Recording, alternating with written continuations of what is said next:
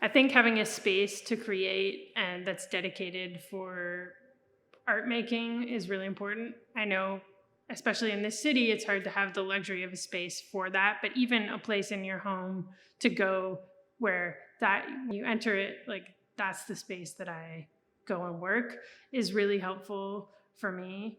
And having regular, I know it's hard to like lead a regular life as a musician because schedules are always changing, but when afforded the opportunity to kind of like stick to certain times of the day that you do certain things, that's been really helpful for me as well. Knowing, okay, I'm going to get up, have a coffee, go for a walk, come back and work for the morning, and then spend the afternoon doing like logistical or administrative things, or vice versa.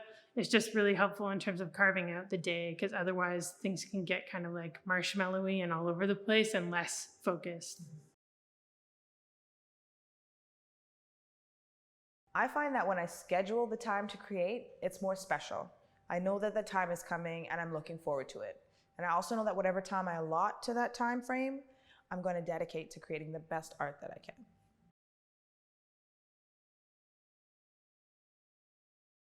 When it comes to creativity, I like to prioritize it by how much time I have and how much time I want to have.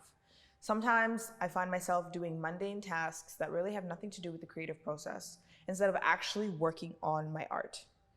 So I just look at what it is that I need to do and what it is that I want to do, and I make sure that those times are available to me in a way that doesn't stress me out. I try to carve out a little bit of time every day that's devoted just to creative practice. And sometimes it's only 5, 10, 15 minutes, but I find that that's enough time to kind of open the creative mind and get some juices flowing.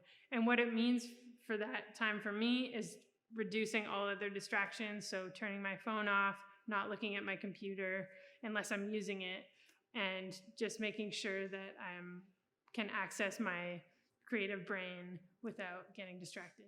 Often I will go for a walk before doing anything, just because I find it's like a really great way to interact with the city in an active way, observe, come back with ideas to work with, and just kind of clear my head and get some exercise before I sit down and work.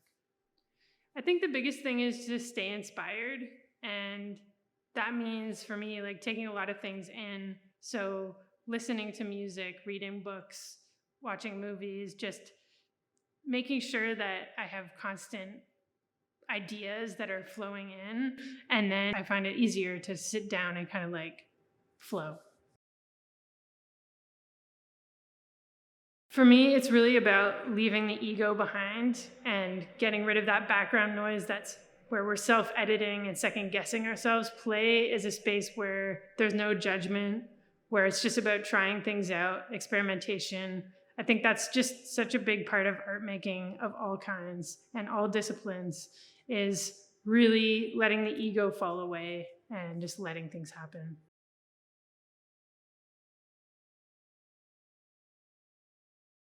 Often, if I'm writing songs or even practicing my instrument, that's a solitary process. But the second I want to get something, decide that something's finished, I really want to bounce it off people first. So I'll often share things around, send clips of a song or a demo to people that I love and trust and see what they think of it.